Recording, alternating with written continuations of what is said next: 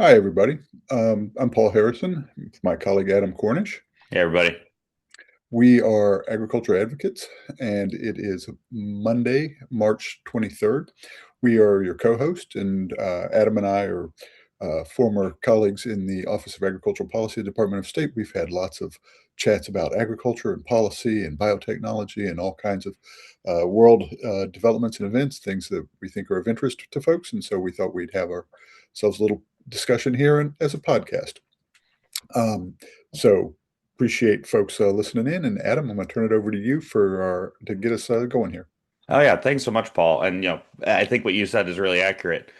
We have a lot of fun talks about agriculture and the state of the world, so why don't we bring it over and let other people listen on in? So, Paul, the president announced that this week he's having an agriculture farmers some kind of week with the White House. Tell us more about that. Yeah, so a lot of things going on this week, obviously, and today especially in the world and everything that the president's doing. But they are later on this week hosting an event at the White House with U.S. farmers and also with biofuel producers, which I think is very interesting. Hopefully, there's going to be an announcement about new U.S. biofuel policy, and hopefully that announcement will be something that is very helpful to the wide range of U.S. biofuel producers, both the ethanol folks, the biodiesel folks, the maritime diesel, and the sustainable aviation fuel folks. So, Uh, um, yeah, yeah, Paul. So you're talking we're about hoping. biofuel. What do you mean when you say biofuel? Like, and where is it coming from? Why do farmers care about this? Well, I think an important thing for farmers is to recognize that the United States, U.S. agriculture has the ability to not only feed the world, because we are a country of 350 million people growing enough food for a billion folks, right? But we also have an opportunity to fuel the world. So U.S. farmers can feed and fuel the world. Hmm. It's not an either or proposition. It's something we can do, in tandem. Um, and so, what it means for U.S. farmers, what biofuel means is it adds to that profitability for U.S. farmers, right? It gives them an opportunity to make more money, um, get back more from the work that they're doing and from the resources that they're producing. So that's why it's important. It will help U.S. farmers be profitable and stay on the farm longer and give U.S. farmers new opportunities going forwards. Yeah, thanks, Paul. I guess I'll be a little bit more direct in saying that for folks that aren't paying attention, biofuels are really from the oil products of a variety of different conventional row crops, especially corn. The solids are really used primarily to feed livestock, and then we've got these oils, and people find them in their pantries, they find them at restaurants, and still there's more oil than we know what to do with. So what can we do with it? We can actually turn it into other useful end products such as bioethanol, which we already are seeing in our at the gas pump every day. Biodiesel is being used by a number of industries, and then as you're talking about maritime and actually aviation fuel. Um, but so why is this? Why is the president talking about this right now? Well, this has been important for U.S. farmers for a long time, and they've been advocating for help across administrations to get better biofuel adaptation in the United States, right? One of the things that's going on now is a push from farmers and biofuel ethanol folks to get E15 year round, which means 15% ethanol blend in your gasoline for cars, trucks, everything. So and you see E10, all over the place, right? Especially in the Midwest. When you're not maybe always on the coast, but you see it certainly in the Midwest and a lot of other places in the United States. So you see E10. So stepping it up to E15 and making that year round would give incentive to producers and suppliers to have the infrastructure in place to take in, produce more ethanol and then to utilize it more broadly. So Hmm. there's currently about a 2 billion gallon excess capacity in production in ethanol in the United States. It's Huh. untapped. So, and that's despite us having, I believe, record ethanol production over the past year. So, but we still have about 2 billion in slack capacity that we could bring on board. And if we can get E15, then that would allow folks to tap that capacity, right? So, Yeah. We, kind of a we good thing. we've got more ethanol than we did know what to do with right now. So let's make sure it's actually reaching the markets in a way that's useful. Because at the end of the day, it does decrease gasoline prices. It's It does. especially when we have higher prices for fuel, like we're all seeing right now at the gas pump. was a little irked to have to pay $4 a gallon of gas yesterday. So theoretically, going to E15 can actually reduce costs overall. Um, Yeah, I and saw it so, for 389 outside of Richmond over the mhm. weekend. I thought that was a deal. Yeah, right. So, so this is useful for our farmers. It's useful for our various producers, and it's hopefully going to help people at home, with their paychecks. Um, and let's note this actually has a big impact on the war. I mean, we just pointed it out. Oil prices are going up, and that's a downstream consequence of what's happening in Iran right now. Um, is this is this push from the White House maybe them trying to say, oh, we're trying to address your concerns on energy policy? What do you think? I think a lot of it has to do with the fact that farmers have been pushing that for this for a while, right? And this is a way to help farmers be more profitable, and thus you don't have to have such reliance on bailouts for Mm, farmers in the yeah, future. I think there's a lot of that driving it. I think it is good advocacy on the part of a lot of players in U.S. agriculture who've made their concerns and their interest well known, and I think they've gotten the ear of the administration, and hopefully are going to get some, and I don't know exactly what the administration is going to decree here with their biofuels policy, but hopefully going to get some really good announcements out of this and be able to move forward. So I think that's a lot of it.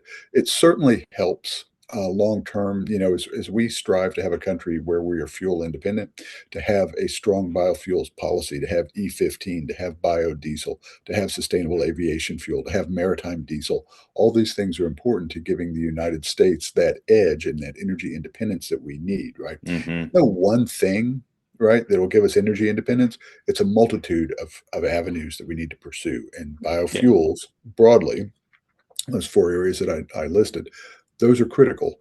They're critical to U.S. farmers and they're critical to U.S. energy independence. yeah.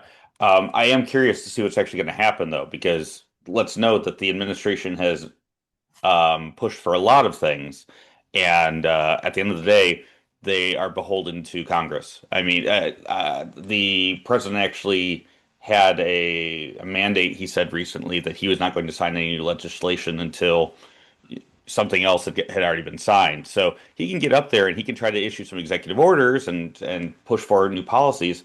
But until Congress actually passes a farm bill that addresses E15 appropriately, nothing's going to happen. Do you think this could actually galvanize legislators in his party or otherwise? I think it'll certainly get a lot of support on the Hill, right?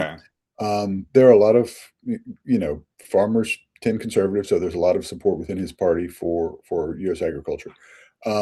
There's a lot of support on the other side of the aisle for it as well, because a lot of you could just look at the map, right, and see where you have Democratic senators, Republican senators, House members, and all right. There's actually a pretty good spread, and so agriculture is one of those things that's always very bipartisan in nature, and so folks are supporting that across both sides of the aisle. So I think that what we've got is a good opportunity here to push forwards on biofuels policy and really help out U.S. farmers. What it's actually going to say, is it going to be E15 year round? Is there going to need to be some implementing legislation? They need to pass a farm bill, absolutely. When might that happen? Your guess is as good as mine, you know. Um, but there are a lot of, I think, a lot of folks in this who really want to get a positive outcome, and so it's good that the White House has taken an interest in pushing forward something positive for U.S. farmers.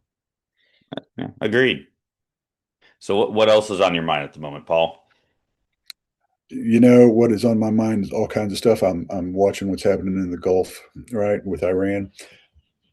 Didn't see a 5 day, I don't know, ceasefire, whatever it is, coming. I'm not sure it's a ceasefire. But the announcements from the president this morning, and then if you heard his remarks from the tarmac there before he got on Air Force One to head out to Memphis for an event that he's doing out there, you, you know, he's looking for some solutions. Folks are looking for some negotiations. Hmm Um, don't know that the Iranians see it the same way, but I think there's certainly a lot of folks who want to see a step back. Gulf allies, the petroleum producers, as well as folks outside the Gulf, they all want to see this get tamped down some. And so I think maybe trending in a positive direction today, and we'll see what tomorrow brings. Do you think this will actually open up the Strait of Hormuz to some extent? I don't think it'll open anytime soon. No. Okay. I think the Iranians recognize what they have, and they know that's their strength, and it will take a while for that to reopen. I don't think we're anywhere close to that. I think maybe we're just recognizing that some of the rhetoric over the past, few days was not helpful, and that there are two parties in this, and neither one gets to call all the shots. Yeah, and what I'll note there's actually multiple parties. It's not just two, but I hear what you're saying. Yeah, So with the strait being closed down, what are the other things that are causing farmers grief at the moment? Like, what are the other I think downstream fertilizer consequences? prices, right, are always a Okay. challenge. Certainly, they're elevated. They jumped up quicker than they jumped up even with response to the Russian-Ukraine war, but they certainly have jumped up. Um, Potash not impacted, right, because we get that from Canada. Hmm. But nitrate-based fertilizers coming out of the Gulf, where like 49% of the urea on the market comes from the Gulf, Yeah. and also that's been a big impact. And that is, if you booked your contracts for your fertilizer, and maybe you bought your fertilizer and you got it in your warehouse, you're doing okay. But if you're looking for fertilizer, you're in trouble because it's going to be hard to find and it's going to be expensive. Yeah, Right. that's what I was curious about is I don't know if it's necessarily going to have a big impact on the current growing season because farmers and other landowners have already scoped things out down the Yeah. but it's going to have longer term consequences if we don't start seeing some movement within the strait. It has longer term consequences, and then you see on the flip side, right? You like with the Russia-Ukraine war, when Russia invaded Ukraine, that drove up fertilizer prices, particularly like potash. But it also drove up grain prices, right? So farmers were getting higher prices for their grain. You've seen some increase, but because of the U.S.-China relationship, Hmm. and the fact that China doesn't appear to be getting ready to buy any more beans from us at the moment because the president's trip to China is delayed, you don't see a positive impact for U.S. beans at the moment, right? If you've watched the prices, they're going up and then they came way down after the Hmm. announcement that the visit to Beijing was going to be postponed, and they've rallied some this morning and all, and so but we're not in a good spot, right? And so profitability for U.S. farmers is really challenged because they've got those high input costs. They're not getting high prices for their beans, or their corn, or for their grains and all. And so it's a real challenge at the moment, and Yeah. it's not going to change. But thinking about ag trade, especially through the strait, both the U.S. and its competitors, principally like Brazil and Argentina, should be impacted in a similar way. The strait's going to be shut down across the board. I was actually just reading that Brazil farmers are seeing reduced profitability for soybeans at the moment, Absolutely. and it's actually because they have such a glut, and actually because of a recent U.S.-China deal. So. Are Yeah. you saying we're not going to see a change for U.S. farmers, but is it possible that, at least in a positive direction, are we not going to see a positive direction for anyone in the region? I don't think we see so as opposed to the conditions in the Black Sea, right, where Ukraine and Russia are huge exporters, and suddenly there was a war that crimped exports of grains. The Gulf is a huge importer, right? Mm, 100 million people got to be fed. yeah. They won't produce much, and everything's got to come in there. So it's a market. It's an important market, right? But it's not upsetting world markets because it's not denying supply on Mm, the grain side, right? It's denying fertilizer and all, so some inputs, but it's not denying the actual product, right? The okay. actual food products. I do think that for U.S. farmers, like in regards to Brazil, right, you see the price going up for Brazilians for Brazil imports a huge amount of its diesel, right? Hmm. So now they have to pay higher prices. They rely on trucks more than trains and rivers to move stuff, whereas we have a really strong river system and a well-developed railway network. So we've got some logistical advantages there against Brazil, which is important. At the same time, Brazil enjoys some tariff benefits going into China. But the Chinese are going to buy some beans from us to keep the Brazilians honest, just like they're buying lots of Brazilian beans to keep us, so they're not dependent on us. Repressed. Um, so the Chinese are going to balance their sources. They're going to get most of their stuff from Brazil because it's cheaper and they like that relationship and they don't want us to have leverage, right? But they'll buy some from us, and then I mean, this year they bought half or less of what they normally buy. Going forwards, they're going to buy what 85, 90% of what they might normally buy. And they might buy more, they might not, right? So we'll just have to see how that all plays out.